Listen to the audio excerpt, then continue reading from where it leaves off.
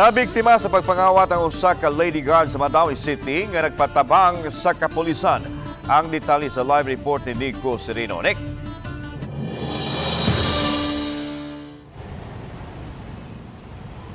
Yeslan na unay sud mismo sa iyang trabahoan kining usa ka babaeng gwardya nga nakawatan og bag nga dunay sud kwarta og mga alahas. Naghilak nga midangup sa Mandaue City Command Center si Mary Ann Cantila. Misuway unta siyag hangyo kung may kopya ba sa CCTV sa syudad nga makakuha og anggulo sa iyang gitrabahuan sa may barangay Alang-Alang. Nagpakitabang siya human na biktima og kawat kagahapon sa kadlawon.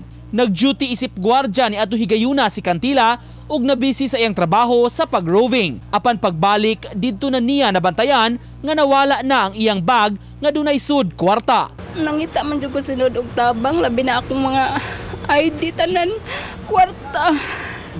Para sa negosyo na ko sir.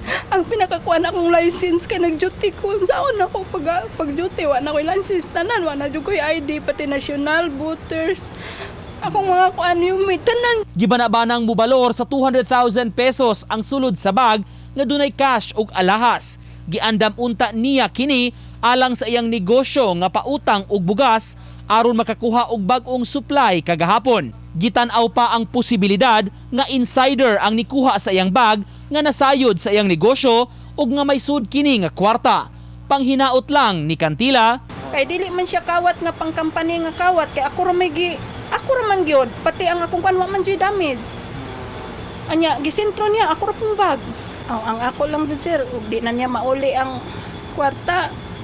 Pwede lang akong tanang mga ID katong lisensya na ako para makapanarbaho na lang sa putyo ko.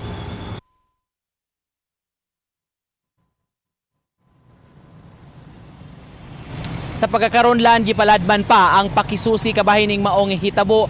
Ang biktima sab doon na siya gitinguha nga ma-secure nga kopya sa CCTV footage sud sa compound sa ilang trabahoan aron matumbok gyud kung kinsa ang responsable sa maong panghitabo. Lan?